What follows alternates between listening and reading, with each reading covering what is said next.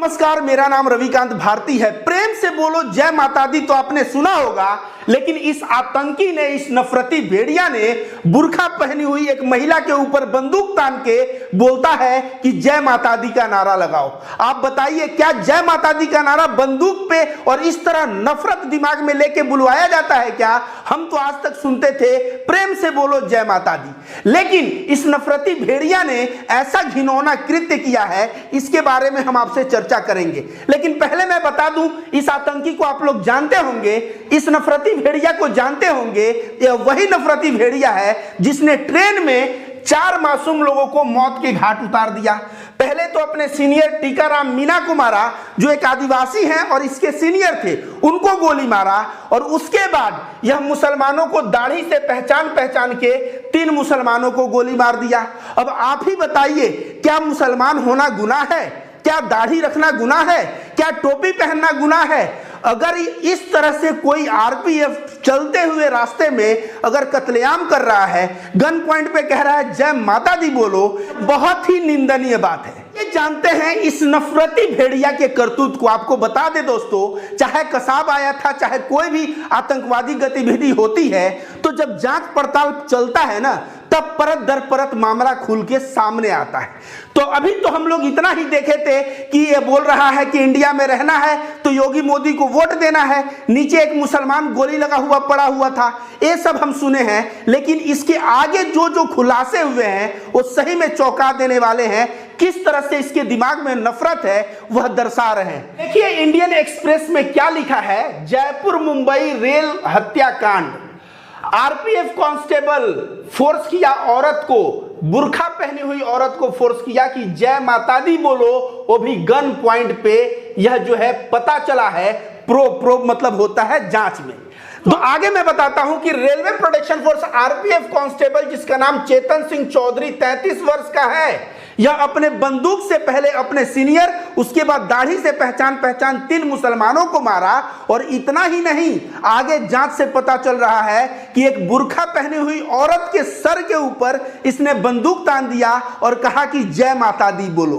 और इस तरह का कृत्य किया। यह कैसे पता चला है? इन्वेस्टिगेशन में पता चला है। और आगे देखिए, यहां पे क्या लिख रहा है कि सीसीटीवी जो फुटेज आया है ना, उसमें भी यह बात दिख रहा है। और वह महिला जिसके सर के ऊपर बंदूक रख के जय माता दी बुलवाने का प्रयास किया गया, उसको की विटनेस बना लिया गया है, मतलब मुख्य साक्ष्य के तौर पे उस महिला को रखा गया है। दोस्तों, आप ही लोग बताइए, नफरत की यह परिभाषा क्या आपने पहले कभी देखा था? हमने बार बार कह रहा हूं कि प्रेम से बोलो जय माता दी तो जरूर सुना था, लेकिन बंदूक के पॉइंट पे बुलवाना यह मैं भी जीवन में पहली बार सुन रहा हूं। यह हिंदुस्तान टाइम्स में है कि आरपीएफ हत्यारा को नौकरी से हटा दिया गया है और वह और भी लोगों को मारना चाहता था। जो 4 लोगों को मारा है, इन्वेस्टिगेशन में ऐसा पता चला है कि वह और भी लोगों को मारना चाहता था। तो किस्सा तो आप जानते ही हैं, पहले टीकाराम मीणा को मारा, उसके बाद B5 कोच में 2 मुसलमानों को दाढ़ी से पहचान उनको मार दिया। B5 में मारने के बाद ये महाशय S6 में गए और S6 में एक असगर अली बोल के जो चूड़ी बनाने का कार्य करते थे, उनको गोली मारा और वहां पैसेंजरों को बोला कि तुम लोग वीडियो बनाओ। और वीडियो बनाने के बाद हेट स्पीच दिया। और उस हेट स्पीच में आपने सुना होगा, इसने कहा था कि इंडिया में अगर रहना है तो तुम्हें किसको किसको वोट करना है। तो उसने हेट स्पीच दिया। तो सोचिए, मार के पहले बॉडी गिराता है और तब पैसेंजर्स को फोर्स करता है कि इसका वीडियो बनाओ, और वह हेट स्पीच देता है। क्या यह कार्य किसी आतंकवादी से कम है क्या?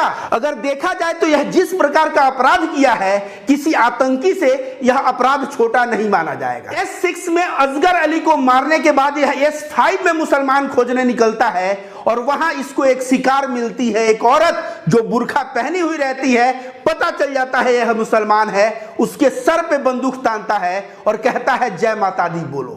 अब सोचिए, इसके पास 6 गोलियां और थी, वो चाहता तो मार सकता था, लेकिन वह क्यों नहीं मारा? क्योंकि जो जांच में पुलिस है वह बता रही है कि S5 में बहुत चिल्लम चिल्ली होने लगा, अफरा तफरी होने लगा, भाग दौड़ होने लगा। तो और यह देखते हुए इसने जो है औरत को गोली नहीं मारा। उसके बाद जब बोरीवली आया तो वहां उतरा तो जो गार्ड साहब हैं, देखिए यहां पे लिखा हुआ है, जो ट्रेन के गार्ड साहब रहते हैं वह भी उतर जाते हैं और इसका पीछा करने लगते हैं और चेतन सिंह के नजदीक जाने लगते हैं। तो चेतन सिंह उनको धमकी देता है और कहता है गन अपना तानते हुए कि तुम वापस चले जाओ। तो गार्ड साहब ट्रेन में वापस चले जाते हैं और इस तरह का भी खुलासा जो है गार्ड साहब के द्वारा हुआ। तो सीसीटीवी कैमरा में यह दिख रहा है कि इसने किस तरह से गोली मारी असगर अली को, वहां पे हेट स्पीच दिया और उसके बाद S5 में गया, महिला के ऊपर बंदूक ताना, उसके बाद जो है उतरा बोरीवली में और जब गार्ड साहब पीछे से गए तो गार्ड साहब को भी बंदूक तान के बोल रहा है कि तुम ट्रेन में वापस चले जाओ। वह ट्रेन में वापस चले गए। और देखिए ट्रेन की हॉरर स्थिति, जब कोई भी आतंकवादी घटना होता है तो कैसे अफरा तफरी भाग दौड़ मच जाता है।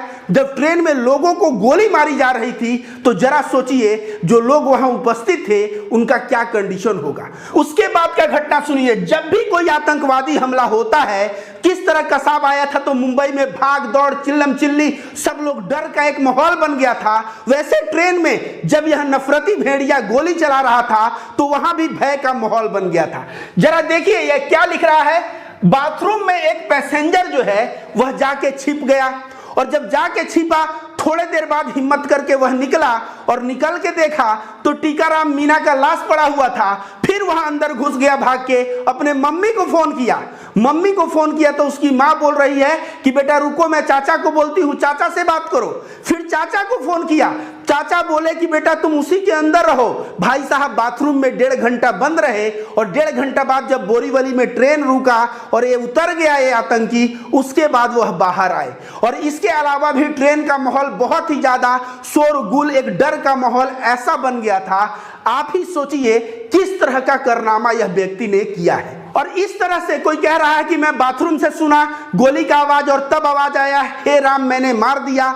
उसके बाद जो है कोई बाथरूम में छुपा है, कोई कहीं छुपा है, सीसीटीवी कैमरा। तो जो पुलिस जो है ना जांच पड़ताल कर रही है, ये ऐसा नहीं है कि केवल कान की बात सुन रही है, बल्कि ट्रेन में लगे सीसीटीवी कैमरा को खंगाल के और उससे मैच कर रही है कि सही में यह घटना हुआ था कि नहीं। और यह घटना सही में पा रही है कि ऐसे ही हुआ था। वैसे भाई साहब अभी जेल में हैं और पता नहीं यह कितने दिन जेल में रहेंगे, लेकिन आपको बता दें यह नफरत मुसलमानों के प्रति जो इसके दिल में था वह कोई नई बात नहीं थी।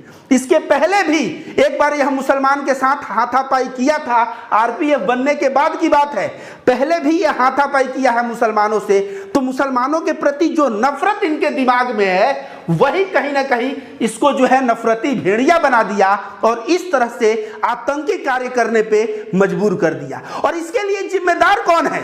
यह गोदी मीडिया के गिद्ध एंकर जिम्मेदार नहीं है क्या? यह क्या कह रहा है कि मीडिया दिखा रहा है तुम लोग पाकिस्तान से संचालित होते हो, तुम्हारा आका पाकिस्तान में बैठा हुआ है। वह सुने थे वीडियो आप? तो गोदी मीडिया के गिद्ध एंकर जो रात को प्राइम टाइम और तमाम जो शो चलाते हैं और शो चला के कहते हैं कि जो है यहाँ पे ये हो रहा है, तो वहाँ जो है श्रद्धा को एक मुस्लिम ने लव जिहाद पे मार दिया, इस तरह से मुसलमानों के खिलाफ प्रोपेगेंडा चलाते हैं। उसी का नतीजा जो है समाज में देखने को मिल रहा है। लेकिन मैं ये भी बता दूं भारत का संविधान है, यह किसी को बकसने वाला नहीं। जिस तरह से बिट्टू बजरंगी कल विश्व हिंदू परिषद और बजरंग दल उससे दूरी बना लिए, ठीक उसी प्रकार ऐसे घटना को अंजाम देने के बाद इनके साथ कोई खड़ा नहीं है। आरपीएफ कह रहा है कि भाई यह आरपीएफ के इतिहास में एक ऐसा कलंक लगा दिया कि वह कलंक मिटने वाला नहीं है और जांच पड़ताल करके इनको तो नौकरी से निकाल ही दिया गया है। अब आगे जो है मैं तो कहूंगा ऐसे लोगों को फांसी की सजा होनी चाहिए ताकि समाज में एक संदेश जाए कि यह देश संविधान पे चलता है। यह देश जितना हिंदू का है उतना मुसलमान का है, जितना सिख का है उतना ईसाई का है, हर जाति धर्म के लोगों का है, हर एक नागरिकों का है। यहाँ पे नफरत से भर के इस तरह का कार्य का अंजाम दोगे तो परिणाम क्या होगा वह संविधान ही बताएगा।